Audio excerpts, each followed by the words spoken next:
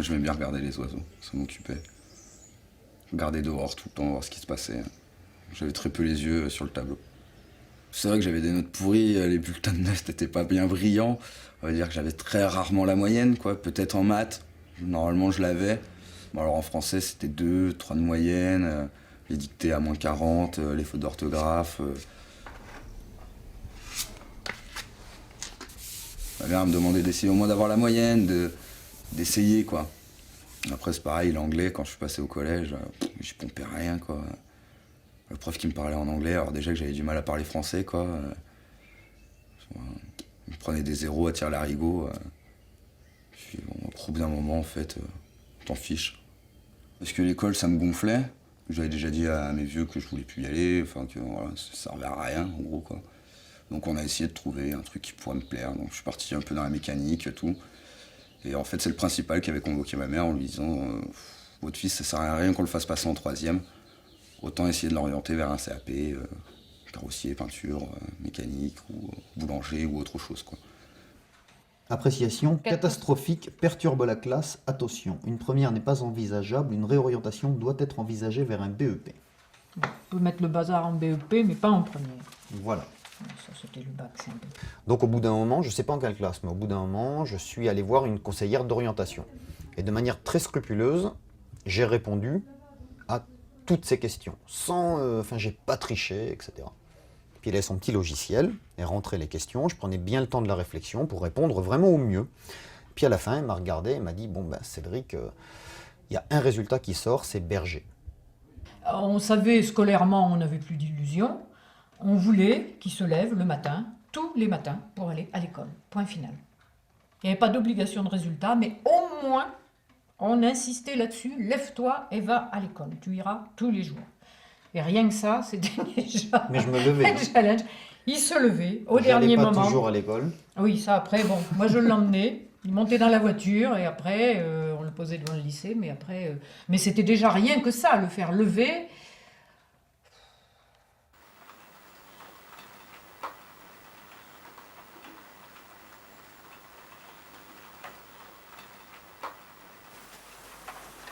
On m'a toujours dit que j'étais quelqu'un qui avait de grandes capacités, qu'il ne les utilisait pas. Ça me fait un peu rire parce que j'ai souvent entendu ça pour beaucoup de personnes.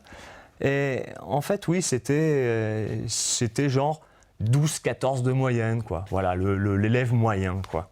Jusqu'à ce que je décroche. J'ai commencé à faire l'idiot en classe à l'âge de 11 ans, en 6e. En 6e, je commençais déjà à partir un peu... comment exister si j'existe pas par les notes? Je vais exister en faisant l'idiot. Donc voilà, donc je vais provoquer les professeurs, je vais... Voilà, et c'est même pas dans le sens de ma nature. C'est juste parce que voilà, il faut exister aussi dans ce système de compétition et voilà, on trouve ce qu'on peut.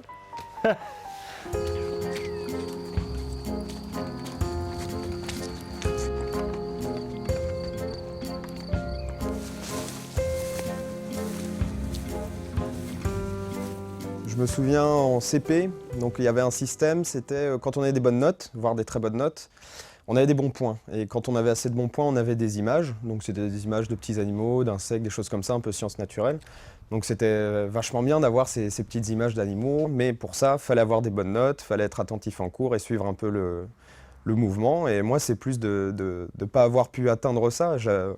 J'avais pas envie de travailler parce qu'en plus, j'aimais pas la professeure, j'étais pas bien dans l'école et compagnie. Alors forcément, j'allais pas aller vers ça. Mais en plus, j'avais pas le bon côté, quoi. J'avais pas les gains. J'étais juste un peu à attendre.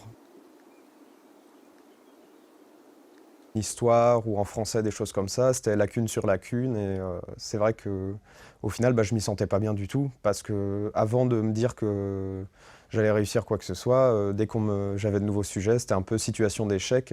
Comment je vais réussir à apprendre ça et à le refaire. Des rédactions.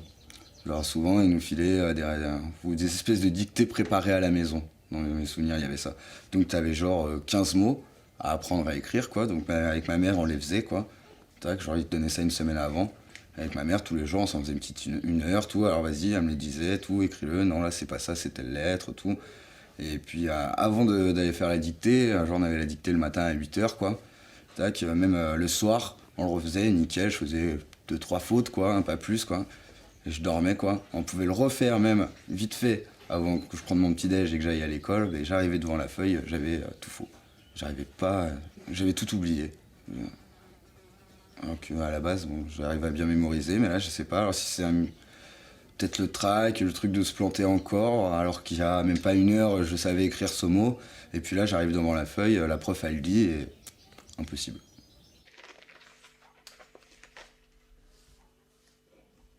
Quand il y a la consigne à faire. La consigne, elle est même exercice. Tu prends celle du numéro 1. Souligne les noms et les groupes du nom attribut du sujet. Ok. Ça prend un peu de temps. Mais... Oui, vas-y. Je voulais juste vérifier l'attribut du sujet. Et des fois, par exemple, en grammaire, si t'as pas compris un truc, est-ce que tu lèves le doigt pour dire écoutez, j'ai pas compris, et puis à quoi ça sert, ou est-ce que tu fais non, ça je fais jamais parce que c'est pour ça que souvent les leçons de grammaire, j'ai rien compris quand j'arrive, mais j'ose pas faire ça. T'oses pas dire que t'as pas compris pendant la classe? Non, j'ose pas. Et t'oses pas pourquoi?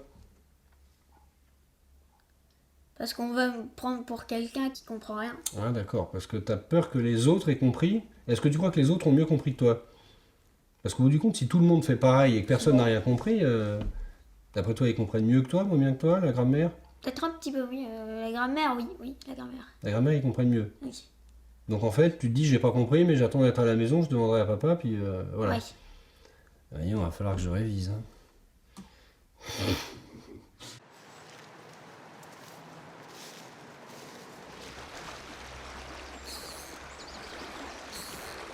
J'ai été un très très mauvais élève. Franchement, j'ai fait le désespoir de mes profs, j'ai fait le désespoir de mes parents. J'étais imperméable à l'enseignement, c'est-à-dire je m'asseyais derrière, il fallait que j'aille au collège, donc j'allais au collège prendre mes cours.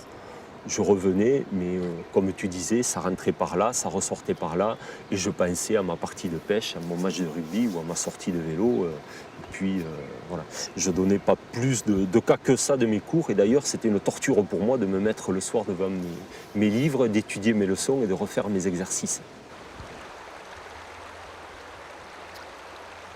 Pendant toute ma scolarité, j'aurais rêvé qu'il y ait une option pêche au collège.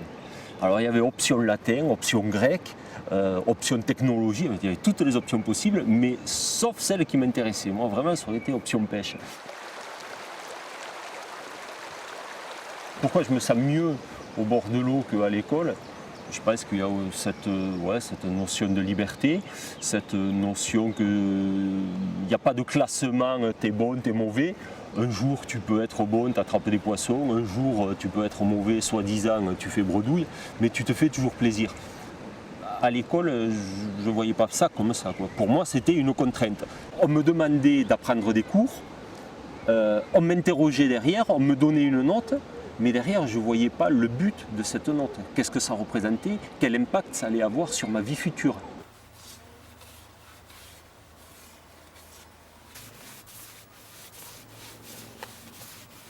Un enfant, il vit dans l'instant présent.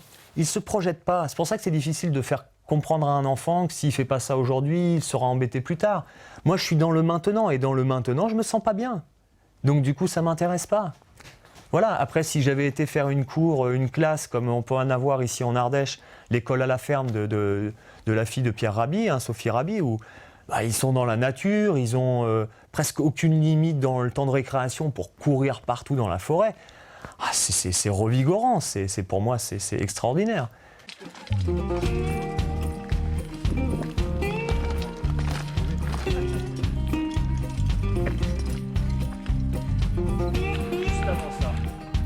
La façon de guider est simple, c'est que je prends du temps. Je vais vous demander de débrancher votre cerveau. C'est-à-dire qu'on a reçu un conditionnement dès le plus jeune âge. En fait, on est dans une sorte de recherche du bonheur. On a envie d'être heureux dans la vie.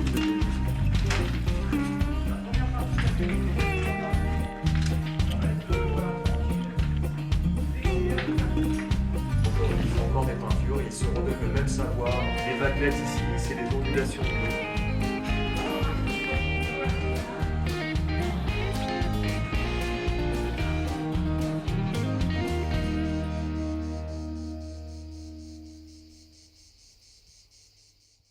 On était combien, 35, 40 par classe. Les profs, voilà, c'est comme partout, ils prennent ceux qui sont devant, qui écoutent, et ceux qui sont au fond, à côté de la fenêtre, s'ils écoutent pas, ils écoutent pas, et puis tant pis, quoi. Donc je pense que l'école ne cherche pas non plus à intéresser assez les élèves, les enfants, quoi. Vraiment, c'est des trucs où, comment dire, voilà, faut que tu saches ça par cœur, et puis c'est tout, et tu sais pas pourquoi, rien, c'est juste qu'il faut que tu le saches. Et ça, c'est pas un truc qui m'a... On m'a pas amené à essayer de m'y intéresser, quoi. Tu le sais pas, c'est 0 et puis point barre, quoi. Quand on sera grand, ça n'a pas vraiment d'utilité, quoi. Enfin, par exemple, en quoi ça pourrait être utile, papa? Des fois, quand je t'explique telle institution politique, en fait, ça a été créé par Napoléon parce que il y avait besoin des départements Ouais. et des préfectures et des sous-préfets pour que l'État... ça t'aide à comprendre, quand même. Ouais. C'est pas intéressant de comprendre Si, mais enfin... Ce qui t'embête, c'est d'apprendre par cœur des dates. Ouais. Avec par exemple avec Napoléon III, la guerre de 70. Ouais, mais la guerre de 70, par exemple. Quand on sera grand, si on, par exemple, on va au travail, à quoi ça nous sert de savoir ça? Je comprends pas. La guerre de 70, puis la guerre de 14 et la guerre de 40, ça a été une bagarre, beaucoup entre, si on ramène ça au plus simple, entre les Français et les Allemands pour la domination de l'Europe. Oui. Et la façon dont on a trouvé comment résoudre ce conflit éternel pour la domination de l'Europe, c'était de créer l'Europe, le gouvernement européen à l'heure actuelle. Ah ouais, quand même. À l'heure actuelle, l'Europe, pour nous, c'est des emmerdements à cause de gens qui sont intransigeants sur le calibre des concombres. Mais en fait, quand les gens qui ont imaginé cette Europe, pour eux, ça voulait dire la paix. Dans tout ce qu'on t'apprend en histoire, c'est des guerres sans arrêt. Oui. Enfin, la paix, ça dépend pour qui. Hein. En Europe, pour l'instant. Oui. Touchons du bois pourvu que ça dure. Ouais. Ah.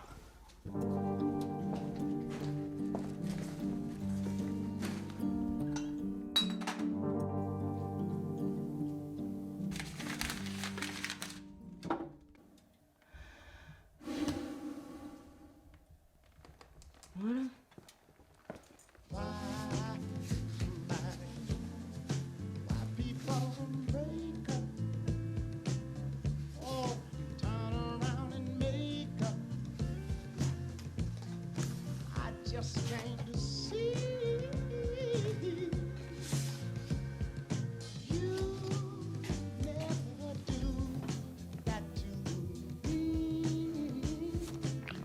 Celle-ci, c'est ma deuxième seconde. Celle-ci, c'est une période que j'ai beaucoup aimée, mais pas grâce à l'école. C'est une période que j'ai beaucoup aimée dans ma mutation vers l'adulte.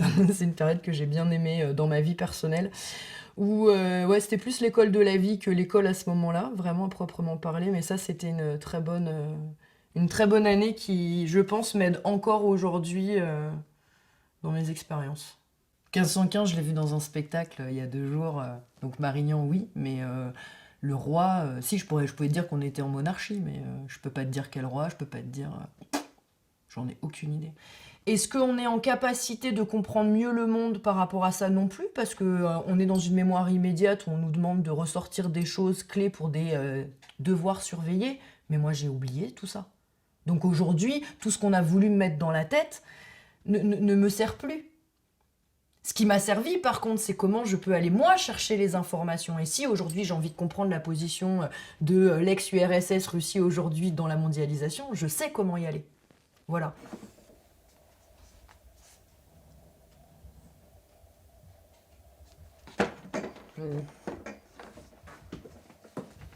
Puis je suis devenue adulte, comme on dit. Le monde autour de moi a changé. J'ai changé dans ce monde, mais toujours avec un livre et un cahier à portée de main.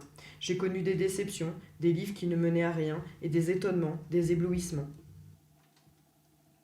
On ne peut pas tout aborder. C'est pas possible. Le monde est tellement vaste, les théories sont tellement grandes, il y a tellement de choses qu'on nous enfourre par les oreilles. Et en fait, on ne retient pas la moitié des choses. Mais par contre, ça sclérose des espaces de vie et de construction d'un individu. Je me sentais minable quoi à l'école. Je me sentais minable et je me disais, j'essayais d'atteindre en fait les exigences d'un professeur pour me dire mais t'es quand même pas si minable que ça. C'est pas possible.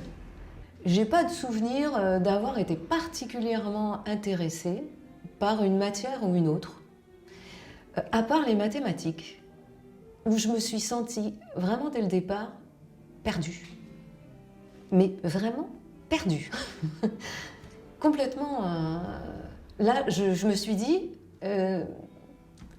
c'est une langue étrangère qu'on a oublié de m'enseigner. Il y a quelque chose qui m'échappe complètement. Ce dont je me rends compte, c'est que toutes les matières qui sont enseignées à l'heure actuelle à l'école ont véritablement de l'intérêt dans la vie. Et ça, je m'en suis rendu compte après avoir quitté l'école. J'aurais aimé avoir une approche moins scolaire de toutes ces différentes matières, qu'on m'explique à quoi est-ce que ça pouvait servir, qu'on ne me demande pas d'apprendre des tables de multiplication juste parce que c'est comme ça et qu'il faut les apprendre. Et que quand on est en telle classe, on les apprend parce que c'est l'objectif de l'année, et c'est tout. Et ensuite, le programme de maths, c'est voir les règles de 3, et c'est voir ça, et quelle est l'utilité plus tard dans la vie, personne n'est capable de nous répondre. Et la géographie, pourquoi est-ce qu'on étudie la géographie? C'est comme ça. Et pourquoi est-ce qu'on étudie la mythologie grecque? Parce que c'est au programme scolaire. Tout ça, en fait, à un moment, ça provoque une révolte, parce qu'on n'a aucune réponse à des questions... la question fondamentale, c'est pourquoi? En fait, il faudrait quand même réussir à dire pourquoi. Bon, on apprend le théorème de Pythagore et de Thalès. Soit. Pourquoi? Ça me servira à quoi? Parce que là, concrètement, j'ai 15 ans et j'en ai strictement rien à faire. Donc, est-ce qu'il y a un moment où tu arrives à me mettre l'eau à la bouche? En quoi je vais pouvoir le dupliquer? En quoi ça va me servir? En quoi ce que tu me donnes là, ça va être une base que je vais pouvoir réexploiter? En quoi tu me prouves que tu me donnes des outils? En quoi tu as envie de me motiver pour que moi, mon intérêt, il se porte sur ce que tu me racontes? Et ben j'ai découvert que Thalès et Pythagore, parce que je vais peut-être pouvoir le dire à d'autres gens, ça peut servir soit quand on construit une maison, soit quand on fait de la couture. Voilà. Aujourd'hui, je me suis retrouvée avec une bande de potes à devoir faire des grandes bâches pour couvrir une sorte de chapiteau, on va dire ça comme ça. Eh bien, on s'est dit, mince, comment on calcule l'angle d'en face et puis le côté... On a dû appeler nos parents. On était tous des littéraires, voilà, donc déjà, tu vois, comment on se définit, déjà nous, toi, t'es dans la catégorie des littéraires, donc déjà, toi, t'es littéraire, t'es nul en maths.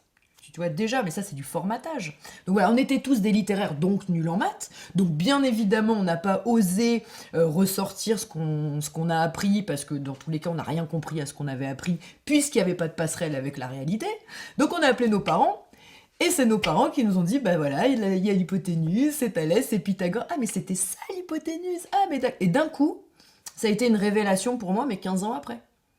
C'est incroyable. J'ai jamais entendu parler de Pythagore à l'école, autrement que rattaché à un triangle. Il a fallu quand même... moi, je le savais parce qu'on m'en avait parlé chez moi. Mais sinon, jamais j'aurais pu imaginer que c'était quelqu'un. Je pense qu'on est aussi au centre du problème de l'école.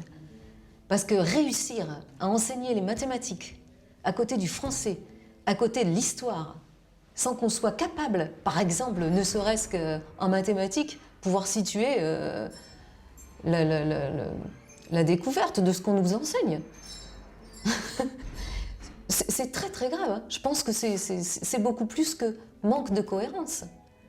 Il me semble qu'enseigner comme ça les matières, avec aucun lien entre elles, ça nous conduit réellement dans des impasses.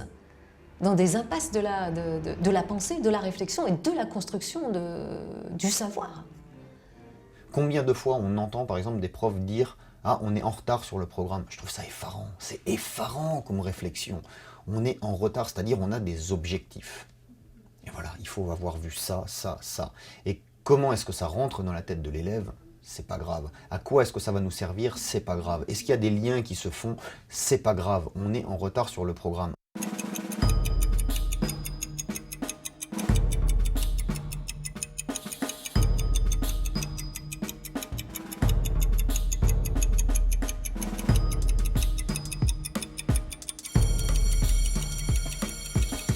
Une année scolaire ne se résume pas à un programme.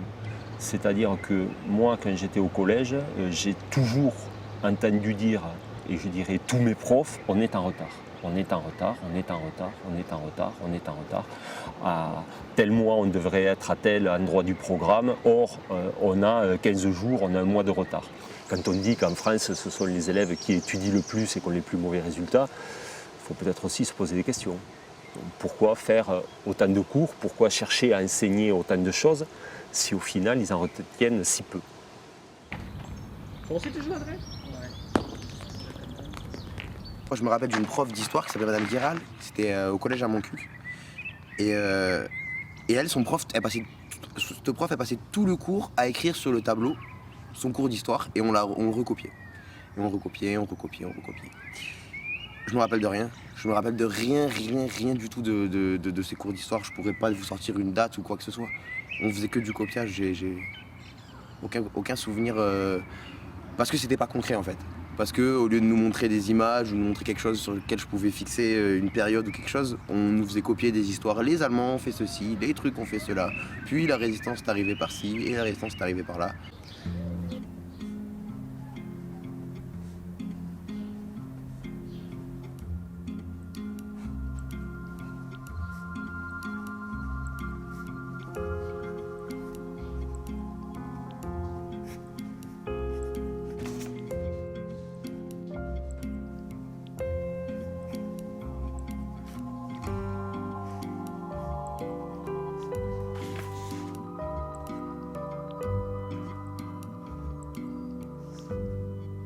Un élève qui va apprendre pendant une année,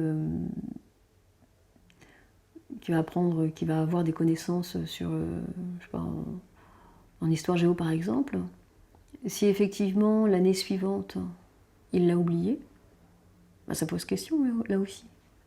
Ça veut dire que finalement, on croit qu'on a fait son travail en enseignant une matière et on se rend compte que finalement, il y a des choses qui sont parties toutes seules. Ça pose la question de comment l'élève il peut s'approprier avec son rythme à lui les connaissances qu'on lui impose. Et si à un moment donné, il n'y a pas ce travail où il va mâcher, mais à sa façon, à la fois pour le comprendre, mais aussi pour être capable d'en faire quelque chose.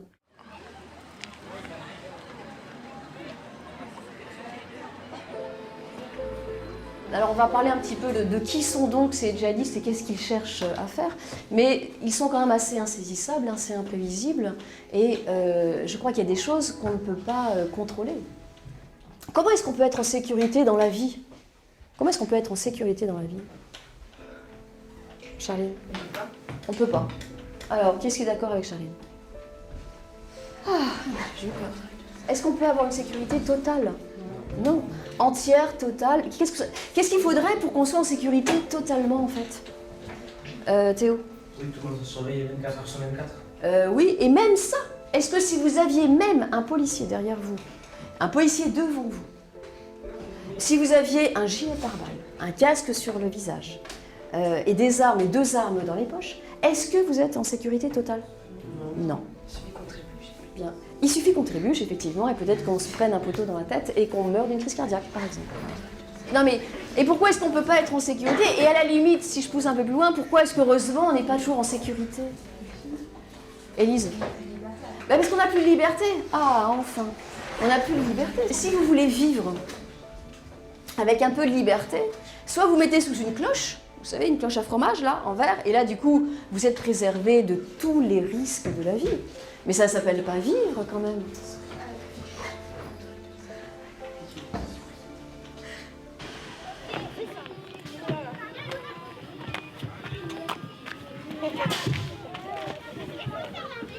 Vous venez vous ramener là par là? C'est bon là, vous vous mettez 2 quarts d'heure en descendant là.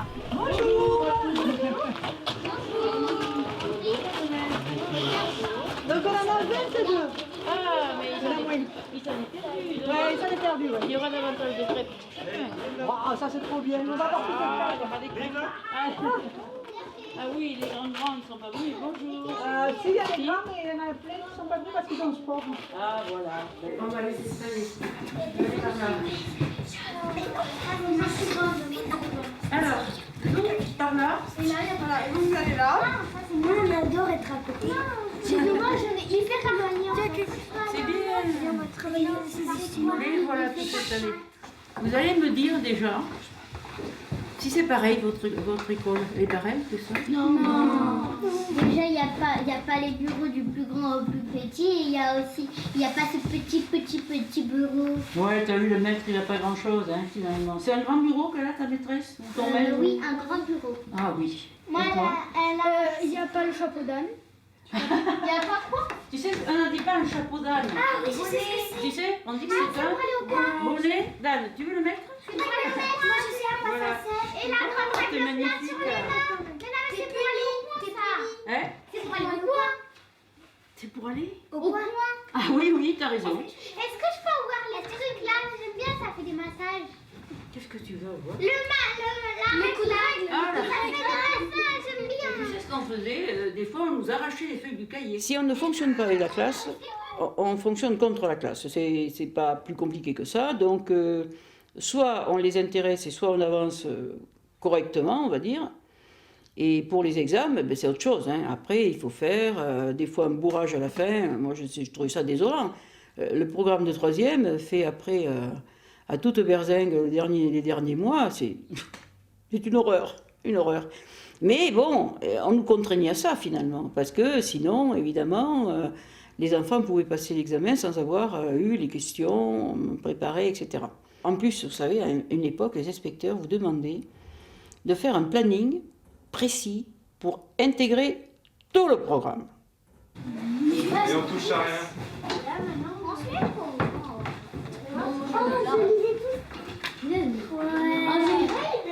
mais d'accord. Les stylos anciens. C'est des images. Et nous, on avait des bons points. Ça veut dire que quand on avait une bonne note, on nous donnait un bon point. Et au bout de 10 bons points, on avait une image. Et quand on avait 5 images, on avait un petit cadeau.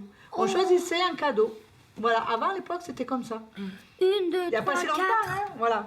Allez, on va dire, allez, une quarantaine d'années. Voilà. C'est 1, 2, 3, 4, 5. Oui, ils ont 5. Voilà. De toute façon, vous pouvez faire ce que vous voulez avec les élèves. Qu'on ne vienne pas me dire le contraire. Hein. Mais il faut peut-être aller de temps en temps rentrer dans des trucs qui ne sont pas forcément du programme. Quoi. Je veux dire qu'il ne faut pas avoir peur de sortir d'un carcan, parce que finalement, l'éducation nationale, c'est un carcan. Et ce carcan, il a fait beaucoup d'échecs. Ils sont quand même quasiment de 8h jusqu'à 17h, assis derrière leur bureau. Et on se dit que dans cette position-là, ils doivent apprendre le monde. Et finalement, c'est vrai que ça me donne toujours cette impression quand je rentre dans une classe que j'ai des cerveaux, que j'ai plutôt des têtes qui sont posées sur les bureaux et que les corps des élèves ont disparu. Ton ré? Oui, il est pas mal. Tu te souviens quand on a travaillé la croche? Le but du jeu, en fait, c'est de le faire sonner sans l'écraser.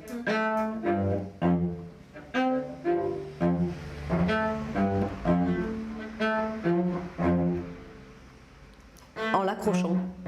Voilà. Tu peux tricher légèrement en l'imaginant pointer. Ouais. Comme ça, il sonnera sans qu'on ait l'impression de le brutaliser. J'avais une moyenne en français, donc là qui est déclinée en fait sur plusieurs disciplines. Et en rédaction, c'est 8,5. 8,5 sur 20. Et le commentaire, donc travail terne ou superficiel en rédaction. Travail terne ou superficiel, ça veut dire que ce professeur-là m'a vu vraiment comme ça. Ça voulait peut-être dire à l'époque aussi pour moi que ce que je voyais, que ce que je lisais, que ce à quoi je m'intéressais n'avait non plus aucun intérêt.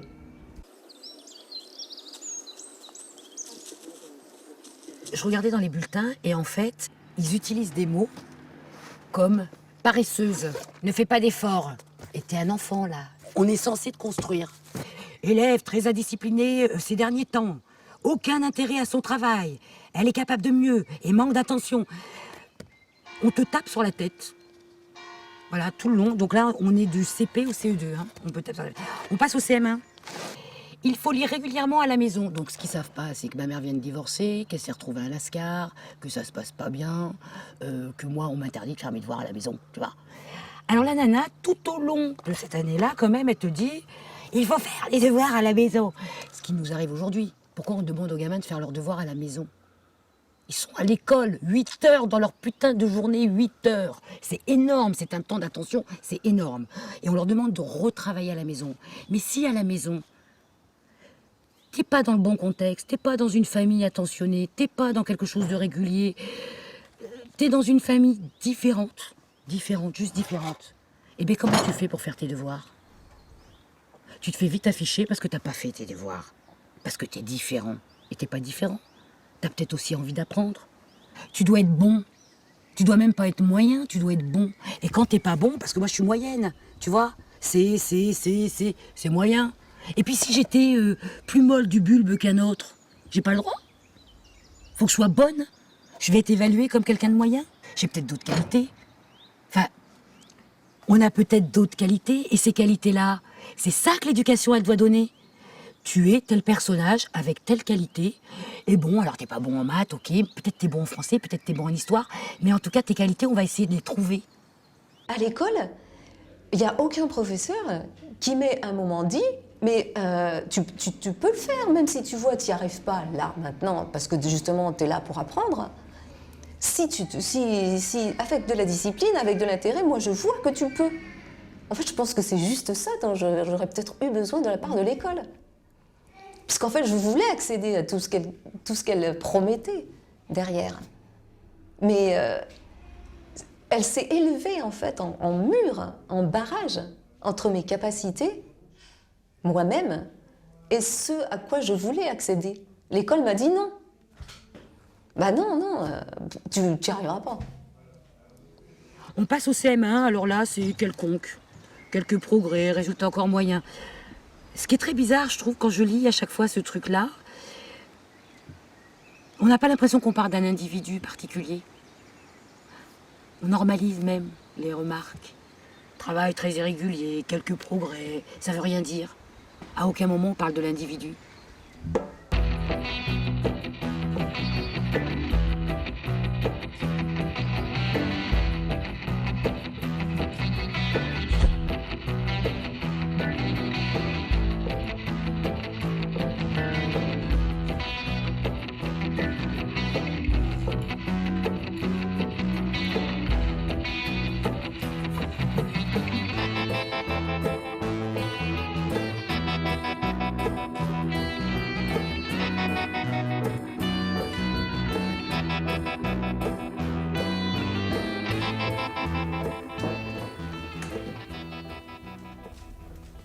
J'aurais envie de faire un peu le rapprochement avec l'armée.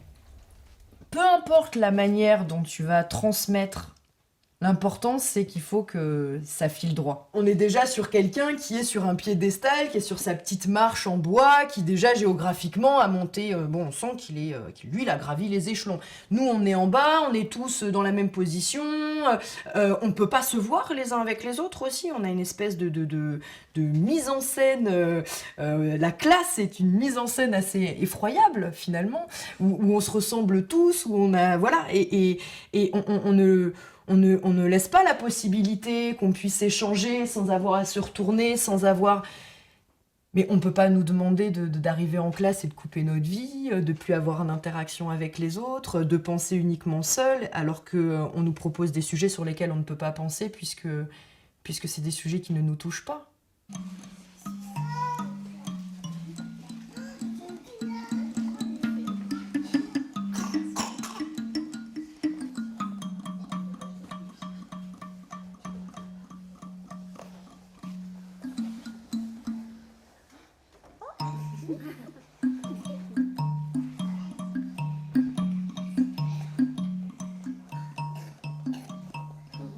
Pour intéresser les profs à ce moment-là, il fallait vraiment peut-être sortir du lot d'une manière ou d'une autre. ce qui n'est pas mon cas. Je faisais tout d'ailleurs pour qu'on m'oublie. Donc que je sois là ou pas, je pense que j'étais pas le seul, hein, vraiment. Il y a des élèves pour qui les professeurs remarquaient qu'ils n'étaient pas là parce qu'ils foutaient le bordel, parce que voilà. Non, moi, je pense que oui, on ne remarquait pas, je pense beaucoup si j'étais là ou pas. Bon, c'est aussi mon caractère de m'effacer. Le dilemme va être qu'on est responsable d'un groupe. Donc je ne peux pas m'occuper que d'un élève et je ne peux pas non plus faire comme s'il n'était pas là. Et c'est là où ça peut devenir déstabilisant. Ça peut être gênant, ça peut nous rendre agressifs même parfois.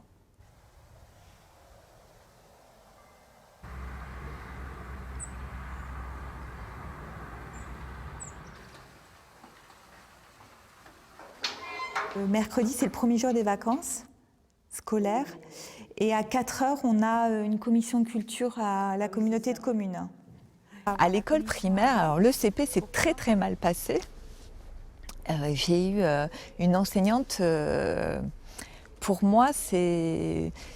Quand j'ai lu plus tard Les Malheurs de Sophie, ben, vous voyez, la belle-mère de Sophie, ben, moi, c'est mon enseignante de CP, quoi. Voilà, même physiquement. Vous savez, quand il y avait des gravures qui illustraient les malheurs de Sophie, ben, pour moi, vraiment, l'image du visage de cette institutrice se confond avec cette belle-mère, quoi. C'est assez terrifiant. Et j'ai eu des difficultés. J'étais très timide. Enfin, elle me mettait devant le tableau, là. Et je me souviens, c'était la honte pour moi. Je n'arrivais pas à parler. Et c'était vraiment très difficile. Hein. Je n'accuse pas le système en disant tout est de leur faute et moi, je suis irréprochable. Non, je pense que j'ai fait des erreurs. Hein. Mais j'étais enfant en même temps. Moi, j'ai détesté être enfant. Oh, mais quel cauchemar d'être enfant. Oh. J'ai des enfants, hein. Je trouve ça merveilleux d'avoir des enfants. Mais moi, quand on me dit avant, j'aimerais être jeune, mais quelle horreur. Vive la vie d'adulte, quoi. Franchement.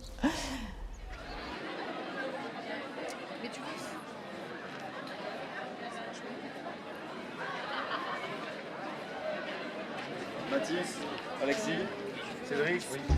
Est-ce qu'il y en a qui n'ont pas été appelés? Moi de vous.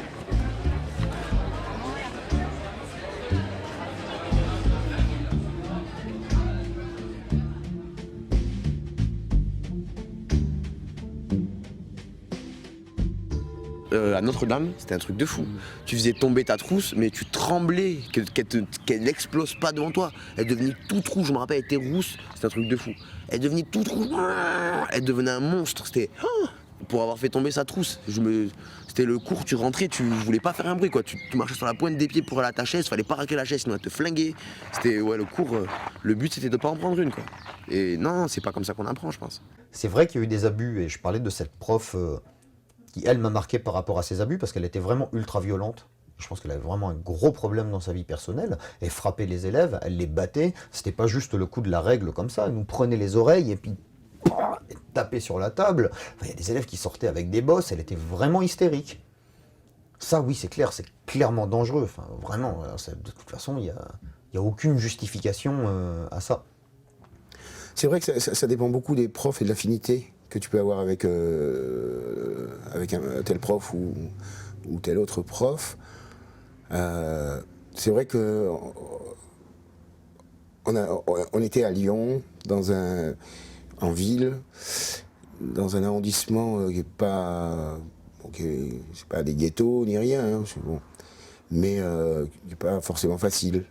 Et donc les profs en face, je pense qu'ils se protégeaient plus. Alors, ils avaient une dureté. Et moi, face à la dureté, l'enfant que j'étais, ça me bloquait. Les seules matières où j'ai pu m'en sortir, c'est ces profs qui me montraient des attentions particulières.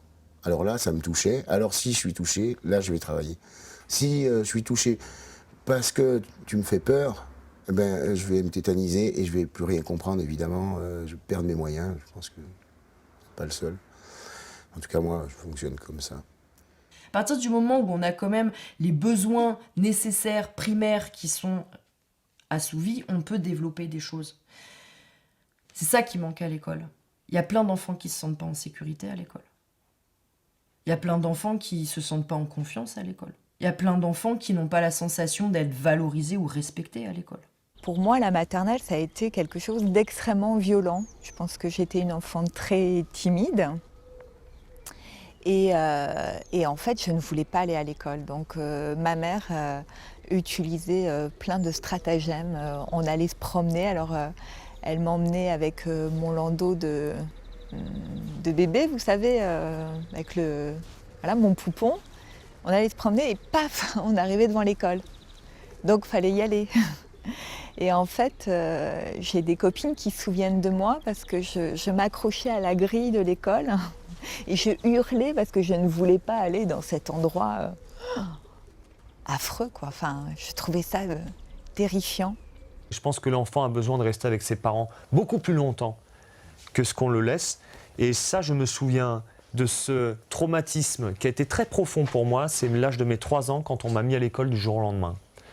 Pour moi, c'est une mémoire sensitive, sensorielle, intellectuelle. J'ai toutes les mémoires possibles, cellulaires, intellectuelles qui sont là pour m'en rappeler.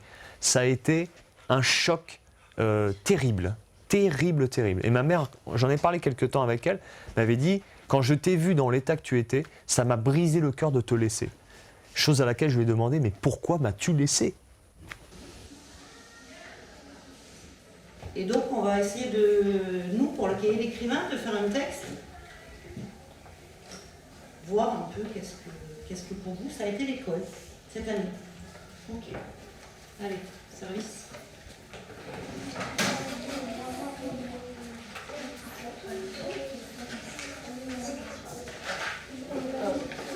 Donc, ce qu'on a fait, qu'on a pensé sur l'école. Qu'est-ce que vous retenez de cette année? On a appris le futur, le passé composé, le présent. Tu as appris plein de choses. D'accord. Et les CP, ils ont bien aimé avoir des grands avec eux ou pas? Oui.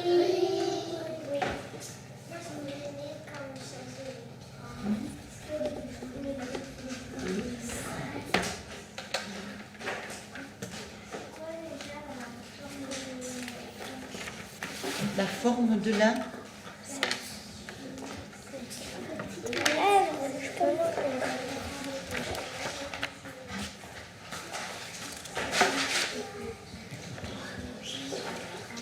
À toi.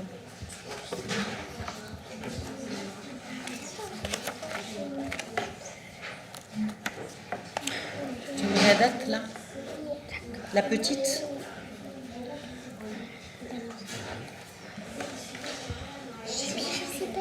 Quand? Je ne sais pas écrire quand.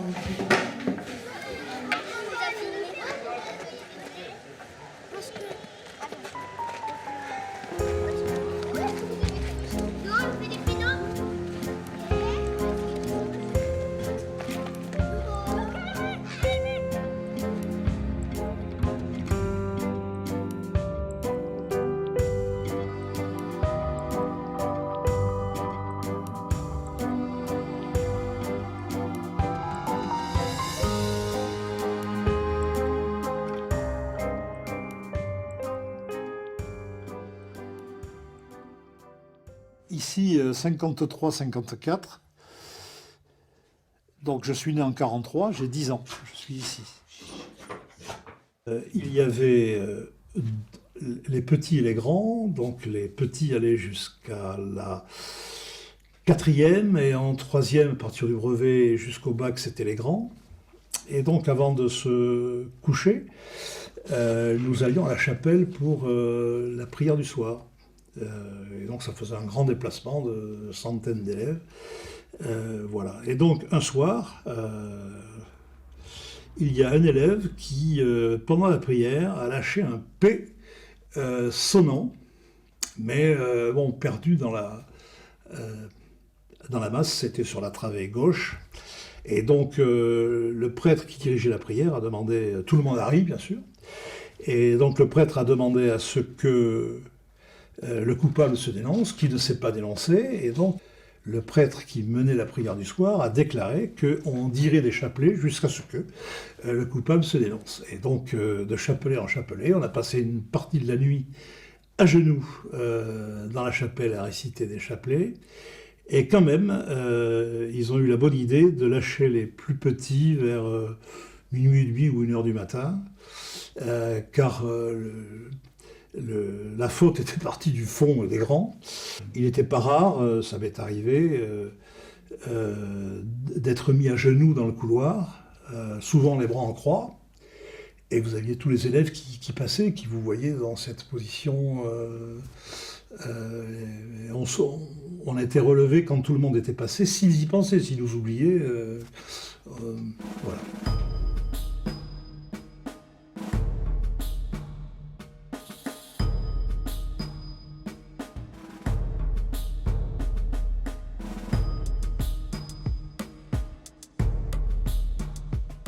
C'était avant qu'on tapait les règles sur les doigts là. Ah oui, c'était fini. Oui. C'était fini, ça, de mon temps. Heureusement. Mais tu te rappelles ce que je t'ai dit avec les notes, avec les dictées, tout ça? Si t'as des bonnes notes, c'est très bien. Si t'as des notes moins bonnes ou pas bonnes, c'est pas grave du tout. Nous, on t'aime pour ce que tu es et ça ne change rien. Je t'avais dit, c'est comme si on te fait des cadeaux. Quand on te fait un cadeau, t'es content de recevoir le cadeau, mais tu nous aimes pas plus pour autant. Ouais. C'est juste sur le coup, vous m'aimez pas.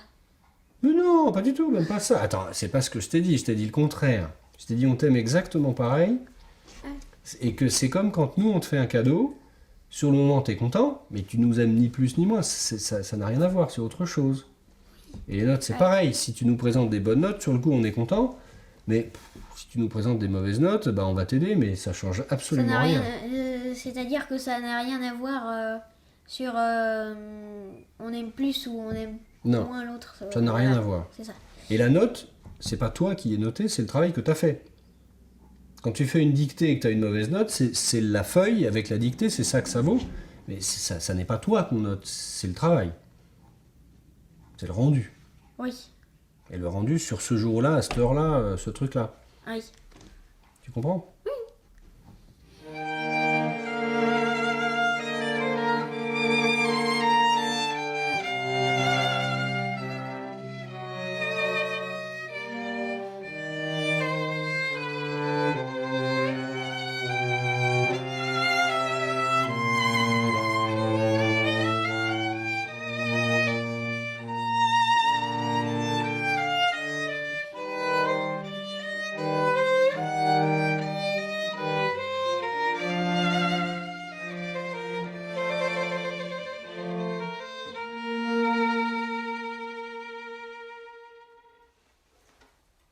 Par exemple, je ne me rendais pas compte du stress qu'il pouvait avoir. Et le dentiste m'a dit récemment qu'il serrait beaucoup des dents. Et il a dit, bah oui, à l'école, je serre des dents tout le temps. C'est arrivé qu'il revienne avec une mauvaise note en orthographe et que je lui dise, ouais, mais en même temps, regarde, t'as des super notes en poésie. Les dessins, on n'en parle même pas. T'as des super notes pas de notes en mathématiques. Oui, bon, mais chaque fois que tu fais un dessin, à l'école, il l'affiche, il crie au miracle. Bon, t'as des super notes en maths, t'as les résolutions de problèmes et tout ça, voilà.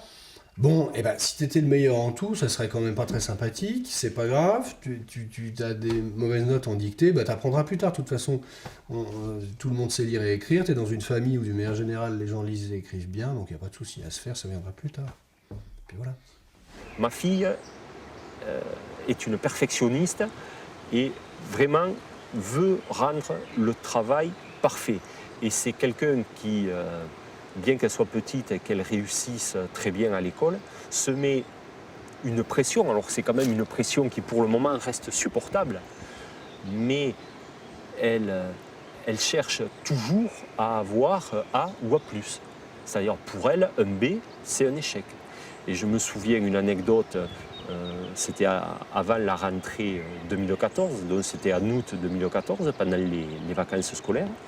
Un matin, elle se réveille et elle était un peu grognon. Et on lui dit, Léna, pourquoi tu es grognon ce matin? Alors que d'habitude, elle est toujours sourire aux lèvres, un petit oiseau qui chantonne en permanence. Et elle nous dit, j'ai rêvé que j'avais un B. On lui dit, c'est pas grave d'avoir un B. Avoir un B, c'est que il y a quelque chose que tu ne comprends pas parfaitement. Donc il suffit que tu saches l'exprimer, que tu puisses voir avec ton professeur qui t'explique. Voilà, c'est uniquement pour mesurer ton degré de connaissance. C'est pas honteux de dire à un moment, j'ai pas compris. On reprend le cours, on t'explique, et puis on passe le temps qu'il faut jusqu'à ce que tu comprennes. Donc on l'a à peu près convaincu. Et dans l'après-midi, elle se retourne vers moi et elle me dit, papa, est-ce que tu m'aimeras toujours, même si j'ai un C? Voilà les questions qu'elle se pose. Moi, j'ai vraiment ressenti un désarroi d'enfant de me sentir complètement perdue dans un système dans lequel on me demandait des notes et je répondais mal. Voilà, j'avais pas des bonnes notes, j'avais pas le niveau. Et c'était la grosse déception à la maison pour mes parents et je sentais que ça leur rajoutait un poids en plus de leurs problèmes personnels. On travaille parce qu'il faut une bonne note, on travaille parce que ça fait plaisir aux parents. On travaille parce qu'on va pouvoir passer à la classe supérieure et suivre les copains. Mais on ne se développe pas nous-mêmes. C'est pas une réussite personnelle, c'est une réussite de l'école. C'est pas nous qui nous développons, c'est l'école qui réussit là où elle voulait aller. De la part de la famille, dans une famille où il y a beaucoup d'enseignants, c'est évident que d'ingénieurs, agrégés de lettres classiques, le fait que je réussisse pas très bien à l'école et que apparemment je m'y intéresse pas plus que ça était clairement pas très bien ressenti. Quelques années après, quand j'ai commencé à décider que j'allais devenir violoniste et que j'allais pas passer mon bac, j'étais en cours par correspondance à l'époque, là j'ai été considéré comme l'illettré de service dans ma famille. J'ai été intellectuellement plus ou moins mis au banc de la famille parce que j'étais celui qui faisait pas son bac et donc j'étais le con de service. En plus, moi, ça a été la période où on a dit il faut que tous les élèves aient leur bac. Ouais, je pense que ça a été une erreur, quoi. Et en plus, dans la tête des parents, c'est bac général, quoi. Quand les enfants ont un bac technique, c'est les sous-bacs. Bon. Moi, j'ai un bac G3. Je l'ai passé l'année où Michel Sardou a chanté bac G, bac poubelle. Hein. Moi, j'ai pas mon bac. Je pense pas être plus débile qu'une autre. Je pense pas avoir moins de savoir qu'un autre. Ça ne veut rien dire. Ça ne veut rien dire. Tu peux rentrer dans ta tête. Quand j'ai été éducatrice et que j'ai fait des remplacements, ils sont éducateurs. C'est 3 ans d'école, ok ? Résultat, on se retrouve avec un gamin caractériel, psychopathe à moitié, qui prend la tête d'un autre pour lui coller sur un extincteur. La nana, elle tombe presque dans les pommes. 3 ans d'études, ça te sert à quoi, cocotte ? Vaut mieux que tu sois bac -5, -10, ce que tu veux, -15 même. Mais que t'aimes les mômes. Et que quand tu leur dis un truc, tu leur dis avec ton amour, avec ta croyance. Et les gamins, t'as vu comment ils sont les mômes ? Ils te regardent comme ça. Ils prennent tout. Si tu les aimes, ils prennent tout, les mômes.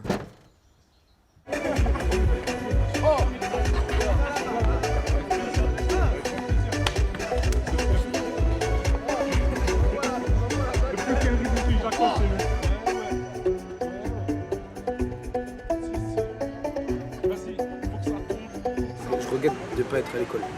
Je me dis, tous mes collègues sont à l'école et tout, ils sont en train d'avancer, mais moi je suis en train de reculer. En fait, c'est ça le truc.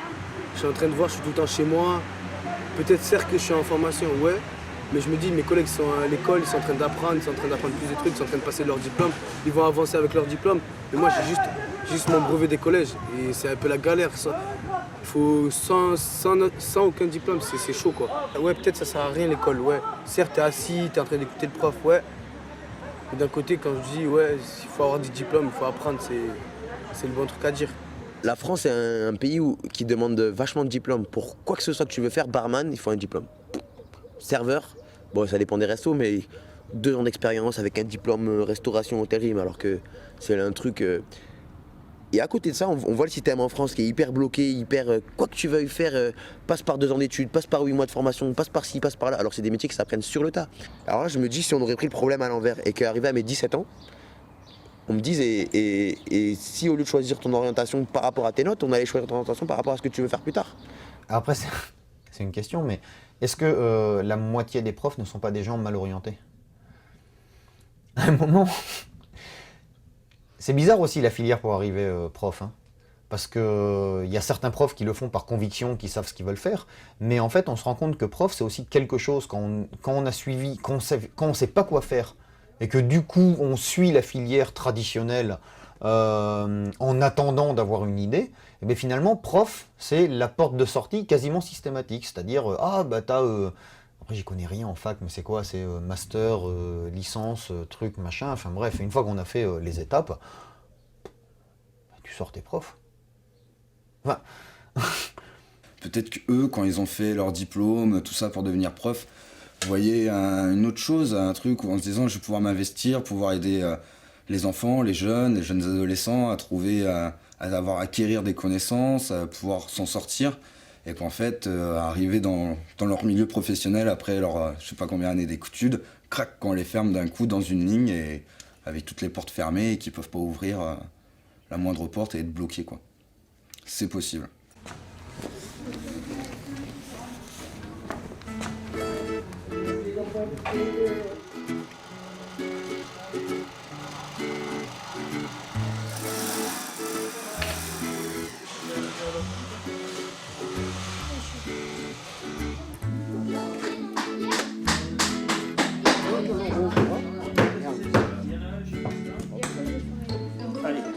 L'outil en main, c'est des artisans à la retraite qui font découvrir aux jeunes leur savoir-faire et les différents métiers manuels à des enfants de 9 à 14 ans.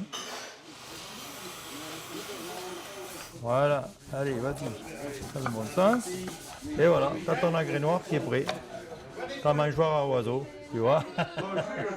Les métiers manuels sont de moins en moins pratiqués et on a voulu faire voir aux jeunes ce qu'ils pouvaient faire de leurs mains, quoi. Et ici, il y a un menuisier charpentier, il y a 2 ébénistes, il y a deux électriciens, dont un électronicien, un tailleur de pierre qui est prêt à venir, on a un maçon, on a une couturière et on a un mécanicien qui sont prêts à venir.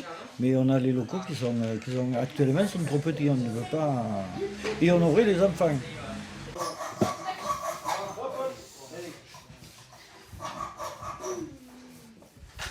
J'ai fini là. Oui, t'as fini là, c'est bien. Maintenant, je vais faire le I qui est très facile. C'est le haut, le U. Maintenant, on va avoir une adresse. Avant, on n'en avait pas. Alors maintenant, on est chez nous. On a l'exemple d'une jeune fille qui était là au début et qui a découvert la pâtisserie. Et là, elle se retrouve en apprentissage de pâtisserie. Et elle a remercié l'autre jour le pâtissier en lui disant « Sans vous, je n'aurais jamais fait ce métier-là ». Vous êtes lourd? Allez.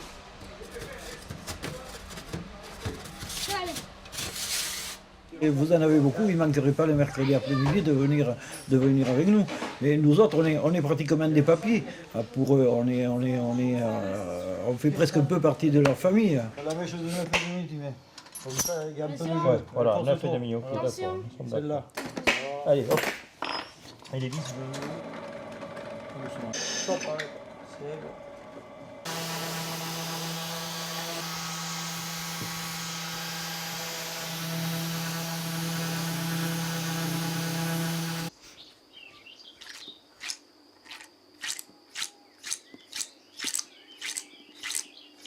C'est rigolo. Il marche super bien lui.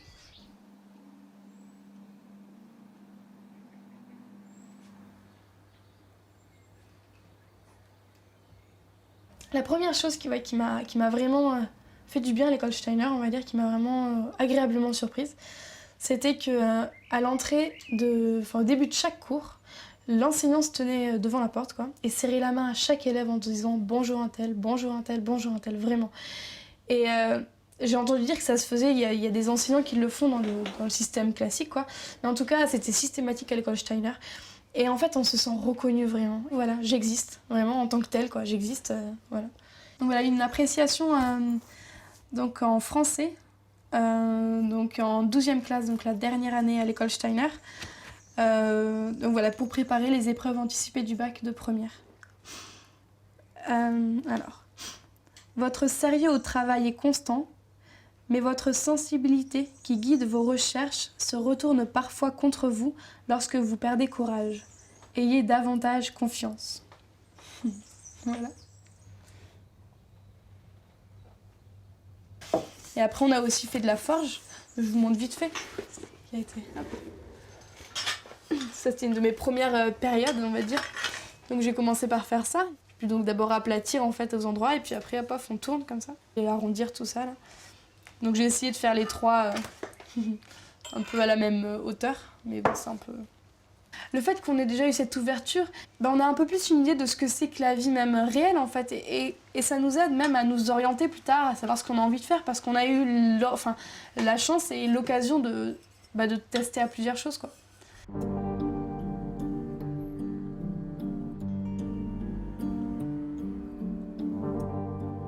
Des adultes décident des programmes. Bon, j'imagine qu'ils mettent toutes leurs raisons à essayer de faire les programmes les plus adaptés possibles. Mais je pense que les mômes ne voient pas de lien entre ce qu'on leur apprend et la vie. Alors, regardez des sujets un examen complet de CAP des années 50. Avec les fameux problèmes de robinet, etc. C'est que du concret. C'est que du concret. Et il y avait des travaux pratiques. Et les filles devaient coudre ou tricoter. Et les mecs devaient faire je sais pas quoi, un dessin, voilà. Bon, mais toutes les matières débouchaient sur du pratique. Rédiger une lettre, etc. Enfin, bon. Aujourd'hui, on est dans des théories. Et c'est pas mauvais en soi, ça dépend de ce qu'on va faire, mais tout le monde ne sera pas ingénieur ou pharmacien ou notaire ou je sais pas quoi. Le constat, c'est que tous les individus sont différents et qu'on les met tous dans le même moule. C'est quoi ces conneries de 8 heures à l'école? Qu'est-ce qu'on veut en faire? On veut leur laver la tête? On veut les écœurer? Un enfant, il doit jouer, il doit vivre dans son imaginaire, il doit rencontrer la vie, il doit pas juste apprendre. Il apprend quand il rencontre la vie, pas quand il est assis le cul vissé sur une chaise pendant 8 heures. Et que s'il bouge, il est paresseux, travaille régulier, absolument se calmer. Enfin, c'est bon, faut arrêter. Eh ben oui, je suis une hyperactive. Alors, je ne dis pas à l'époque. Mais n'empêche que, comment tu peux dire à un enfant qui pète la vie, qui a juste envie de... Moi, tu m'aurais mis dehors, c'était bon, hein. Je fous la paix à tout le monde, j'emmerde personne dans ma vie. Juste, tu me laisses ma terre, gratter ma terre. Tu vois, regarder les étoiles, regarder les feuilles, observer les plantes, regarder les animaux, ça m'éclate. Il faudrait que tout le cursus scolaire soit émaillé d'ateliers permettant ce genre de choses, c'est-à-dire de retour sur des pratiques manuelles qui sont indispensables pour l'équilibre de certains. Je ne dis pas que tout le monde en ait besoin, mais il y en a beaucoup qui en ont besoin. Parce que voilà, c'est concret, parce que c'est fait avec ses propres mains.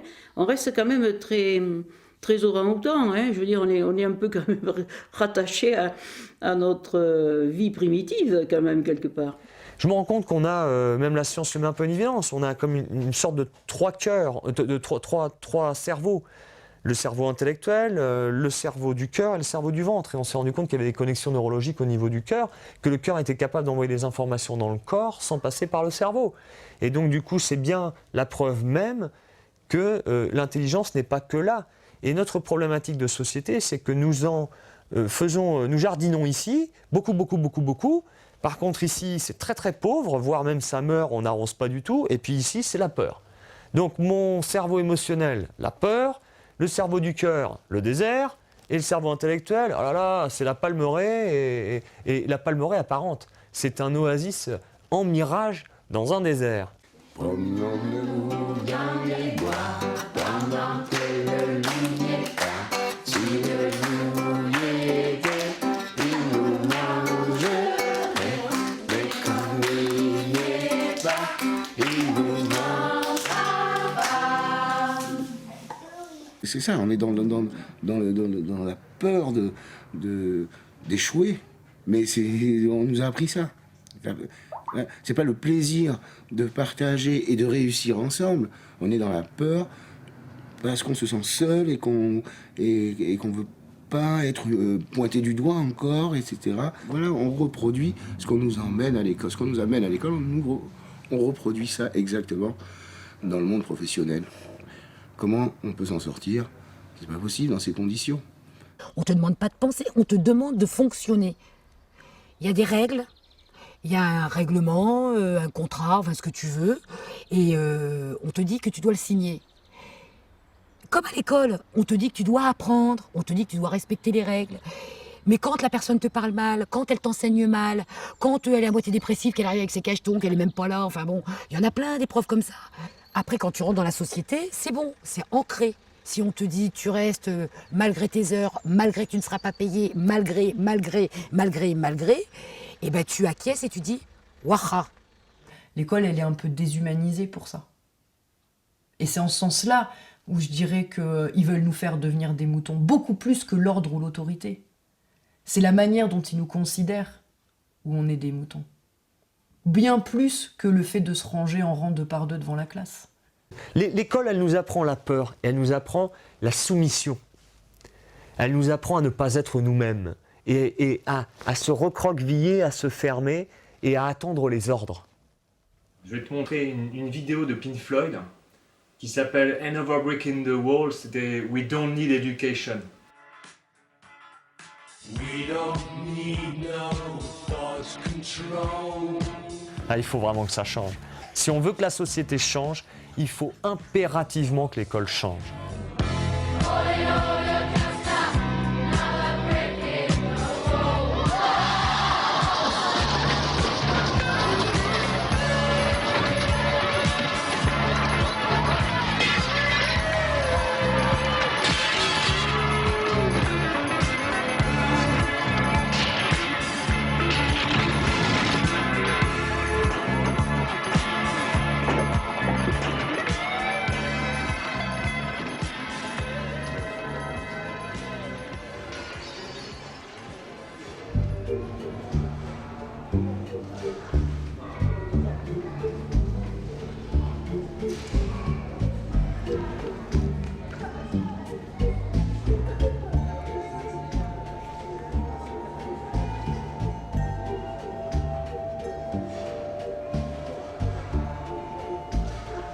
Donc ici on est à Malakoff, à la réserve, et donc il y a une exposition street art où 50 artistes ont travaillé pendant 4 mois.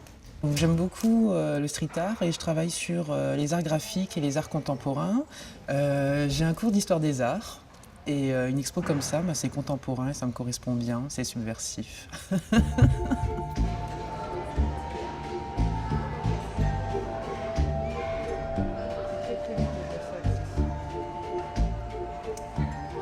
Donc j'ai eu un entretien dans un rectorat avec une inspectrice. Donc elle m'a interrogée sur mes diplômes, sur mes expériences. Et sur une question, donc sur des figures de style, j'ai répondu. Et elle m'a posé une question pointue, précise, sur l'un personnage d'un fabliau du Moyen-Âge. Et effectivement, je ne me souvenais plus du nom de ce personnage-là. Et pendant l'entretien, elle me dit « moi, ça me fait peur, je ne peux pas vous laisser avec des élèves, vous vous rendez compte ?» Et là, mon caractère a pris le dessus. Et je dis « Non mais pardon, que je ne me souvienne pas du nom d'un personnage dans un roman, dans un fabliau du Moyen-Âge vous fait peur ?» Genre moi, clairement, ce qui me fait peur, c'est la souffrance scolaire. Moi, ce qui me fait peur, c'est les gamins en décrochage scolaire. Moi, ce qui me fait peur, c'est les 150 000 jeunes minimum qui sortent du système scolaire en 3e, sans diplôme, sans compétences de base. Moi, ce qui me fait peur, c'est tous ces jeunes à la dérive. Là, vous voulez qu'on discute vraiment de ce qui peut faire peur en France aujourd'hui? Quand on voit le nombre d'enfants concernés, quelle que soit l'origine sociale, parce que c'est pas propre aux enfants des quartiers populaires, quand on voit quels que soient les niveaux, maternels, primaires, collège, lycée, université, il y a un énorme décrochage aussi à l'université. Donc il y a un moment, au vu du nombre d'enfants concernés, zone rurale, zone urbaine, zone difficile, etc., c'est surtout l'échec de l'école de la République. La tête dans les étoiles, je lève le doigt pour les toucher. Je porte le bonnet d'âne, y'a trop à dire pour écouter. La prof est névrosée, j'ai monté ses cauchemars. Désolé, j'ai pris le droit de ne pas faire mes devoirs. j'ai pas souvent la moyenne, pas souvent mes affaires. Prête-moi ta plume, j'écris des mots à la voisine. Dans le système scolaire, j'ai passé comme une comète. Je sais, je passe d'après-midi, s'il a du rap à la cantine. Les pions m'ont pris en filature. Mais moi, je me rends compte en fait que j'ai trouvé ma voie par hasard en fait. J'ai fait cette formation d'animateur et j'ai kiffé quoi. On faisait du théâtre. La prof c'était bon, qui veut faire? Hop, moi. Bon, ok, on va improviser sur. Vous êtes dans un ascenseur et vous faites ça. C'était quelque chose où c'était à la motivation de chacun et on y allait par nous-mêmes parce que je sais pas comment le dire, mais elle nous intégrait au groupe. On n'était pas spectateur, on était acteur du cours. Et j'ai kiffé ça de fou. Je suis parti dans l'animation, j'étais une pile électrique, j'adorais ça, quoi. C'était vraiment... Et c'est grâce à cette prof, parce que c'était une prof géniale, quoi. C'était une prof... Il y avait cette prof que j'ai eue en 6e, 5e, de français, qui, à la fin de l'année, avait choisi de monter une scène ou deux de Tintin et Milou. Et elle n'a pas trouvé une meilleure idée que de me mettre, moi, Tintin. Bon. Moi, je parlais jamais, je veux dire, je vais monter sur les planches, on va voir que moi. Non, c'est hors de question. Mais alors, je ne l'ai pas fait. Hein. Finalement, j'ai réussi à ne pas le faire parce que je ne suis pas allé. Hein. Enfin, voilà, c'est terrorisé, quelque part. Mais le fait qu'elle ait pensé à moi, qu'elle m'ait donné cette confiance-là, alors je crois que ça a changé pas mal de choses, vraiment. Madame Nemont, je me rappelle encore de son nom même. Et c'est vrai que, heureusement que quand même il y a... Bon, de toute façon, les gens qui choisissent ce métier, souvent, ils sont passionnés, je veux dire, au départ. Et après, j'imagine qu'ils perdent certainement la passion et la patience. Elle a gardé, parce qu'elle n'était pas jeune en plus, hein, il y a longtemps qu'elle faisait ce métier, voilà, elle a gardé ce truc. Et puis, je pense qu'elle savait voir un petit peu au travers des enfants peut-être un peu différents, voilà. Donc, grâce à ça, grâce à cette expérience que j'ai pas vécue d'ailleurs, mais grâce à elle, voilà, je me retrouve maintenant sur les planches. 2 ou 3 libellule en vol suivait Lucie sur le chemin de son école en pleine vie. Ces libellules en vie sont folles, se dit Lucie, qui les attrape avec un fil et puis s'envole. 2 ou 3 libellules en vol suivaient Lucie. Les quelques souvenirs que j'ai sont des souvenirs de rencontres de profs. C'est-à-dire un prof de physique qui est venu me demander à la fin, en cours de seconde, pourquoi finalement j'y arrivais pas, pourquoi c'était compliqué. Et ça, j'ai été sensible à ça. J'ai le souvenir aussi d'un prof de français en 3e qui avait commencé son cours par cette question « De quoi avons-nous besoin pour vivre ?» Et ça m'est resté. Je me suis dit, alors ça c'est fort quand même.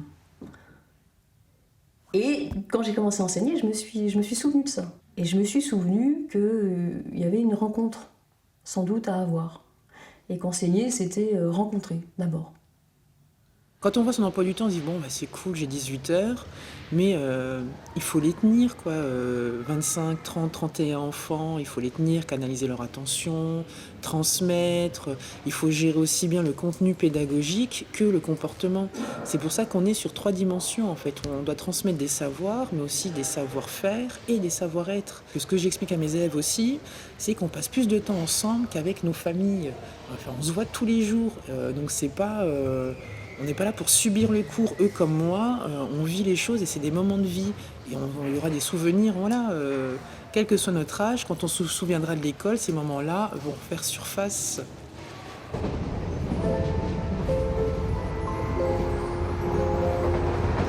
Tu m'as demandé si j'avais le souvenir d'une prof qui avait marqué mon enfance, en tout cas ma scolarité. Et tout de suite, j'ai pensé à Madame Villac. En fait, Madame Villac, Ça a été une femme extraordinaire. Je lui avais volé de l'argent dans son sac. J'étais toute petite. Puis, elle m'avait écrit un mot pour éviter que mes parents me punissent. Voilà, j'ai gardé cette carte. Et voilà, c'est un souvenir, c'est une femme extraordinaire qui a été d'une douceur, d'une gentillesse, d'une pédagogie extraordinaire. Et à chaque fois que je dois penser à quelqu'un qui aurait pu marquer ma scolarité, c'est cette femme. En tout cas, elle m'a donné envie. C'est cette rue, elle habite au 14, on est au 30. 26. On s'approche. Centre de loisirs, bah c'est là. On allait ici au centre de loisirs. C'est marrant, c'est familier, c'est pas familier en même temps. Tu vois, c'est des choses qui me ramènent, mais je me souviens plus bien. Mais je pense que j'allais au centre aéré ici, je me souviens, je crois qu'il y avait un bus qui nous prenait. Bon, ça fait 40 ans, hein. Donc 16 et 14, on arrive. Et 14, ça doit être là. Ouais, ça ressemble le plus au personnage, le plus du Sud.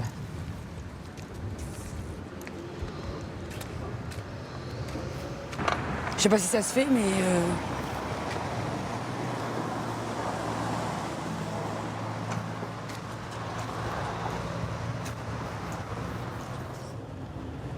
Ah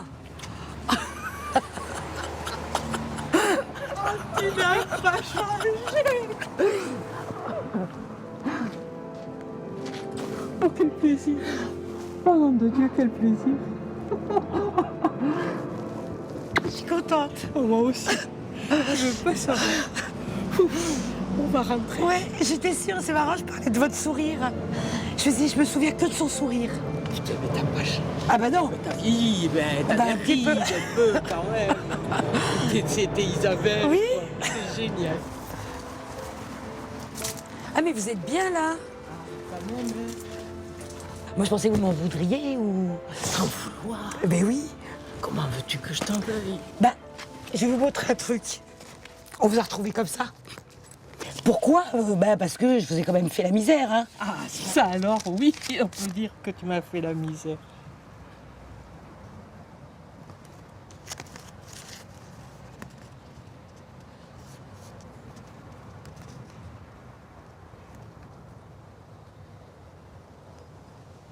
Vous vous souvenez? Oui. T'avais gardé ça. Bah ma mère l'a gardé, l'a donné à ma petite sœur, et je vous ai retrouvé comme ça en fait. Ah ben oui, ça avait été tellement dur. Ça avait... Oui, et tu sais, ta mère a été sympa d'accepter. Non, ma mère, elle m'a tapé. C'est ma voisine qui est venue me prendre chez moi. Ah ouais? Ben oui. Ah merde. J'ai été battue par mon beau-père. Ouais, c'est ma voisine qui est venue me prendre. J'ai vécu chez eux pendant... Ça a servi à rien. Ben, je suis arrivée, j'étais trop fière. En me disant, c'est bon, ils vont rien faire. Hein. Oui. Et j'ai été battue pendant des heures. Ça m'a semblé des heures. Et je continue à aller à l'école, normalement. Ah, et... Oui, normalement, comme si rien n'était. Ben, moi, je croyais que tu vois que j'avais réglé le problème. Ah non. Non, et moi, ça m'a... Quand j'ai retrouvé cette carte, je me suis dit, oh, mais c'est vrai, je lui ai piqué sa paye. Et en plus, elle disait, soyez gentil avec elle, c'est pas très grave. Finalement, tout va bien, j'ai tout récupéré avec la monnaie. Et je me suis dit, c'est incroyable quand même. Est-ce que tu te rappelles notre rencontre? Non. Et le pourquoi tu étais venu chez moi? Non. Tu avais castagné, mais alors vraiment violemment, une instite de René Coty. Tu étais je l'ai mordu. Tu l'as mordu et tu lui as donné des coups de pied dans les jambes alors qu'elle venait de se faire opérer des varices. Ah, je ne savais plus. Je ne savais pas. Donc, tu vois, très sympa comme truc. Et donc l'inspecteur, il n'était plus question que tu restes dans cette école. Et donc l'inspecteur m'a demandé de te prendre. Ah, je me demandais pourquoi j'étais à Marque-Blanche, je me souvenais pas. Voilà. J'étais petite. CE2. Ouais. CE2. Courant premier trimestre de CE2. Et donc, je récupérais comme ça des gamins un peu en difficulté. Des fois, ça se passait bien, des fois pas bien. Ça dépendait des... Et donc, il me demande est-ce que je pouvais te garder pendant quelques jours, le temps qu'il trouve une école. Non. Et donc, tu atterris chez moi. Ah, je me souviens pas. Ah ouais. Et ouais. Et donc, et moi, Evelyne Villac, toi, Isabelle Méraud. Moi, les gamins, quand je les récupérais, s'ils étaient en difficulté, je les gardais après la classe pour qu'on puisse faire du rattrapage. Donc, la première semaine, alors on avait signé un contrat et tout avec ta mère. Je me souviens tu pas, devais te tenir tranquille et tout ça. Bon, on peut aller s'asseoir. Ouais. Et donc on avait signé un contrat, tu avais accepté les conditions, pas me taper, pas mettre les pieds dans les jambes. J'ouvre la porte de la classe et là, j'ai les jambes qui flanchent, tu vois. Tu avais mis une chaise sur la table au coin de la classe. Tu étais monté Sur la fenêtre. chaise. Oui, tu t'en rappelles? Ben, je l'ai fait souvent. Quand on m'emmerdait, je me mettais sur la fenêtre et je disais je saute si vous approchez. Voilà. Et tu m'avais dit, si vous approchez, je saute et vous me laissez ressortir, je ne veux pas rester avec vous pour travailler. Et moi, qui était accroché à la porte en me disant mon Dieu, mon Dieu, mon Dieu, je suis foutu. Et tu sais ce que je t'ai dit? Saute. Ah, je crois que si ça me rappelle quelque chose. Vas-y, saute, ça nous fera du repos parce que vraiment, on n'en peut plus. Tu m'as regardé, t'es descendu de la chaise, t'es descendu de la table, tu es reparti à ta place et tu t'es mise à bosser. Et 5 minutes après, tu me dis, Madame Villac, il y a quelque chose que je ne comprends pas, vous pouvez m'expliquer? Moi, je me souviens d'un truc avec vous, vous preniez par les oreilles. Isabelle, mais quand est-ce que tu vas arrêter? Vous me proposez, je dis, c'est trop, ouais. C'était ça. Oui. C'est vrai, tu t'en Oui, oui, mais ça, c'est des trucs qui me... C'est pas possible que tu nous casses la tête pareillement. Et vous me reposez, je dis, c'est trop quand même. Elle m'aime.